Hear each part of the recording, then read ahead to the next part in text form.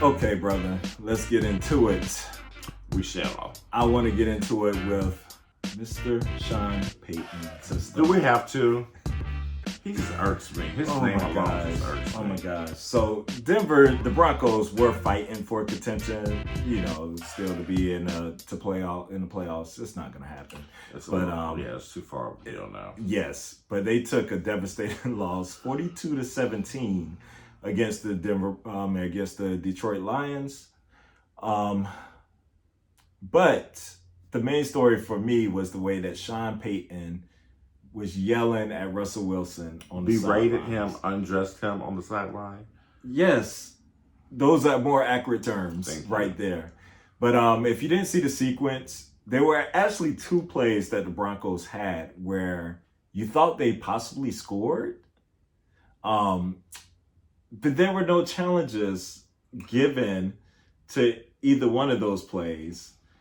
And then after the second one happened, I remember that one with with Carolina player Williams not getting in the end zone. Well, at least they said he didn't. Mm-hmm. But then Russell Wilson gets back under the center and they run a play. They score, but then the offensive lineman was offsides. Allegedly. But then even after that, they kick a field goal instead of going for it. And I didn't get that either because y'all were down a ton of points. And the field goal made it an 18-point game at that point. Still 3 possessions. So that didn't even make sense to me. But yet, he's yelling at Russell Wilson on the sidelines. What do you think he was yelling about first? Well, per Sean Payton, he said he was yelling at the officials. He was frustrated or whatever. It didn't look like that to me. Is that what he said? Allegedly. I just remember him saying what me and my quarterback talk about. Y'all don't need to know. Y'all don't need to know. Whenever he was that's what he said. But his face is a face that you just want to punch. Haven't we said this before? We've said this before. We have said this before. And for the basketball wives watchers, Russell Williams is the equivalent to Jennifer Williams. He's not going to fight. So why pick a fight with somebody who's not going to fight? It's like bullying. Yeah, Russell's definitely not going to fight. He loves Jesus too much. Okay, yeah, he is too much. Yeah. Yes, he's not going to fight you. It's like punching down. And, Sean Payton. Oh, gosh, I just want to boom. Because it just triggers me. Because there's no way that a grown man should yell at you. And I remember that happening to me in the workplace, and I about lost my mind. Oh, I would lose my mind. First of all, I had 2 situations with that. If y'all want some ESPN stories. Okay. I remember the first situation with Stan Barrett. I remember when that happened. I was doing prompter for ESPN News, and then the prompter started messing up and all this stuff. Doing it in between the breaks, he turned to me and said, "We're not going to have that shit today. We're not going to do this." I said, "We sure are." I said, "Beg your pardon? Excuse me? I don't know who you think you're talking to." I was like, my own father don't even talk to me like that. Okay. So and it's like, "I'm from D.C. Okay, that's how we do, And I said, "And what? I'm from North Carolina. What that mean?" Oh boy, I was about ready to go toe for toe. I'm like, I'm about to lose everything with this job. Right with today. I don't like Stan Barrett to this day. Every time I see his face. And the next one was, with Mr. Kevin Wiles. Yes, I'm calling your name out, Mr. First and First, or whatever they got on Fox News. Don't you love that show? Oh my gosh. I remember whenever he tried to go at me and my partner, I leave her unnamed whenever we showed up a few seconds late for a meeting, whenever we was working on Sports Nation. And here he go. "Get out of here. You're not needed.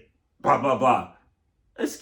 Okay. I said, I'm going to let that simmer in, because I don't know who the hell he think he talking to.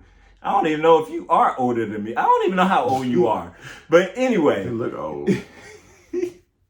He comes back to that newsroom, and I'm sitting there steaming, and I tell him, "Don't you ever talk to me like that again. In your life again." In front of everybody in the newsroom, and everybody's like, Because, they used to Cameron being like, oh, he don't blah, blah, blah. Cameron, he's all nice. They don't know Cameron like my I know used to Cameron. critique is to be you too nice and da. And, and the rest of that damn day, he wouldn't even talk to me. He had to talk to me through the coordinator producer who told me that, he's scared to talk to you right now. He better be. What a jerk. A freaking loser. Scared, Lord knows. I got more stories I could share, but I ain't even gonna go in. Scared of the big black man. Oh my God. I'm not even gonna go in with that. But he was so scared to bark at you the first time, right? There we go. Okay, how about that? Let me tell you, if Sean Payton would have did that to Tom Brady. Oh, Tom Brady would cuss him back. I've seen Tom Brady cuss these coaches back out. Remember what he did with Bill O'Brien? Okay.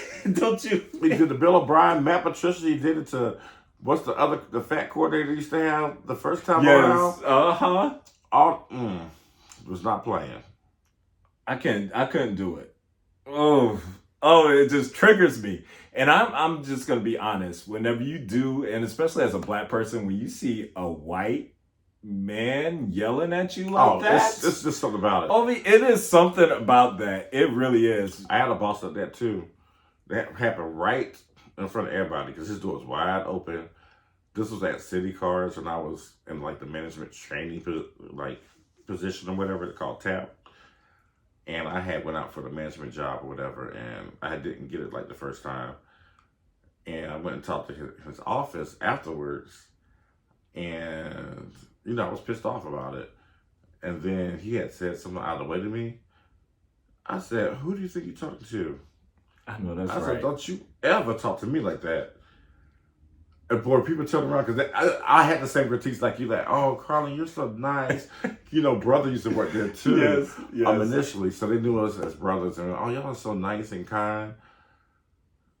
I blew up on him, and he was like the operations manager, like the big manager, and I went off on him. We were yelling at each other back and forth. Let's just say I went to another manager because he was like my reporter. I had a reporter for him. Right. Let's say I started reporting to somebody else shortly after. Y'all gotta understand the Parkers. We got a little temper. We do not play. Whenever it just takes a certain thing to trigger us, and whenever that happens, it's kind of like the point of no return for a minute. It's the point of no. It's like you said. It's just the optics of this white man, this little ass puny ass white man yelling at me. No, man. I'm like, oh, absolutely not. This is not gonna work. Don't take my kindness for a weakness. I'll let you know there is an animal up inside of here. Let them know. Okay. You know who else let the world know there's an animal up inside of him? Who? Cam Newton. I thought you were going to say the little gay staffer, but I think when he did that. Y'all got to see that on our TikTok. If you don't know what he's talking about. But I'm sure you've heard. But anyway, Cam Newton let the people know, because if y'all remember during last week, Cam Newton came out saying how Brock Purdy, was it Jeff Goff? Was he in there? Yeah, I think he was Jared Goff. Jared Goff. Dak Prescott. I think there was a fourth quarterback he named. I can't remember, but pretty much saying how they are game managers. A few of them came up. He mentioned Tom Brady. He mentioned a few other people. Peyton Manning, Drew Brees. He named everybody. But he talked about them being game managers and not game changers. And doesn't, why they shouldn't be MVP kind of favorites. And he looked at people like Lamar, Josh Allen, Patrick Mahomes, as game changers. But anyway, everybody went ballistic, which I was like listening to myself. I'm like, Cam, I don't know about some of these assessments. Yeah, some stuff I didn't agree with. Yeah, but I love me some. I've always been a Cam fan. I was a big Cam supporter, no matter how crazy he is. But anyway, so you got all the people all over the networks going in on this man's network. Every network. Yes. All saying like how men, women, black, white. It was Miss Kimberly. Ooh, Kimberly. Saying, she got irritated. She did this like, like you are the people who come at me like testing me from their mom's basement. And like, where are you right now? Sitting at home. You ain't game managing for nobody in the league. That's a low blow. Like, it's his choice. It's a lot. How do you know he still wants to play? But let me tell you, Cam got the people together. Did. Very, like, in a it was a 10-minute clip, and I listened to the whole thing, and it was the way he just laid it out made so much sense. He was just saying how are you coming from for me as an individual versus what I said. He was like, it's okay to disagree, argue my point. He said it, I'm opinionated. This is subjective. This is my view. But I would hope as someone who has played in the league, who has played at a high level, who has earned such and such accolades, who was a former MVP, you would give him a little grace to have an opinion to speak on the matter of MVP? I mean, it's so weird. And we live in a culture now where everything's opinion based. Even our news, our regular news is basically opinion based news. Entertainment. These people are making money being opinion based journalists. And that's his point. He was like, how can your credibility be, I have a journalism degree. He said, I'm not knocking it, but that's what you use for your credibility. Right. So why can't my credibility as a player be my career? Right. And I played at a high level. And afford me to make some opinions. Hello. And the position that he played. And he let them know he is very happy. He was like, if I never play another snap ever again in the NFL, you won't probably. But, he said, I'm very happy. And he's doing this thing with his own network and, what he got going on. And Cam, sign us up, baby. Come on, Cam. We love you, baby. We love you. Yeah, let's talk. Let's do something together. We can make that work. I just appreciated the way he just went in on everybody and just how you could tell that made him feel away. That had to hurt. It would piss him off because he was a hell of a player. I mean, he's the greatest college football quarterback I've seen in a very long time. Until Joe Burrow came along. It just blew everybody out of the water. But before that, his story was one of the greatest stories ever. Yeah. To have the incident at Florida that could have ruined his career, to go junior college, come back to Auburn, and lead them to an undefeated season and national title. Yes, he did. Win the Heisman Trophy. Set all kind of records in the SEC, which everybody has established for some time to be the best league in college football. Mm-hmm. Would come in and win Rookie of the Year, throw for 4,000 yards. His first game, you remember that first game? I think it was against the Cardinals or somebody. He went ballistic. He came back. He sure did. And threw for a billion yards. I remember that one. Yes, and touchdowns that helped them win the game. And at that time, it was a record, the 4,000 yards he had as a rookie. Yes. That's a quarterback record right there. And these guys probably haven't thrown for 4,000 yards in a season. Okay. I mean, he has the credibility. So I thought it was so weird to listen to these people pit Dak Prescott's record versus Cam Newton and the stats and that stuff. That was weird. They're two totally different players. Yeah. Two totally different eras. Yeah. I mean, why are you comparing those two? It wasn't like he's saying I'm a better quarterback than Dak. That wasn't even an argument. He didn't even say they can't play. He didn't say they couldn't play. Good. They deserve to have the job. Right. Yeah. It was, and he breaks down his definite how he feels about game manager versus game changer and all this stuff. It just really, it pissed me off. It did. I couldn't even continue watching the coverage and I think, stuff. To be honest with you, I don't want to make everything racial or whatever, but he is a black quarterback who's athletic. Yeah. And they're like, just because you can use your legs and you can run, they can't run. You know who they are. That doesn't mean that means that they can't play or whatever. Mm-hmm. So it's. And some of that be internalized. It is. Internalized racism when we become for our own people like that. I was like, how they really coming for this man sorry, like man, this? You're a woman in sports. We're not going to talk about the history that women had in sports. What if he would have come back and said, hey, what are you doing covering the game and you can't even play football? Okay. How'd you feel about that? Right.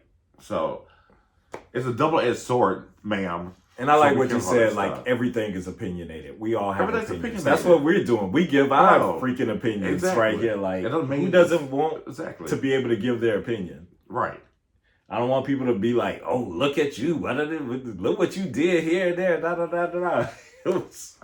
Yeah. So, Cam, I was definitely with you with that one. We're with you, Cam. We're rocking with you, brother. 1,000%. All right. On a sad note. A melancholy Happy trails. I know. If you heard, we are huge Carolina fans, and Eric Montross, he passed away at 52 years old with his battle with cancer, which I know he didn't find out. March this year. Yeah, to March this year and stuff, and started going through the process of dealing with it. But he's passed away, and it's so sad.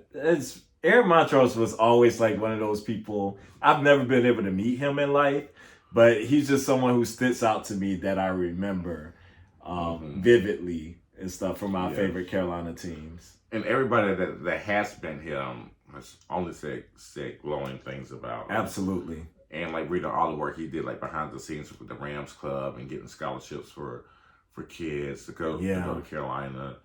And that 93 team will always hold a special spot in our heart. Always. That game against Michigan was one of the classic games in the finals of college basketball. So, rest in power, Eric Montross.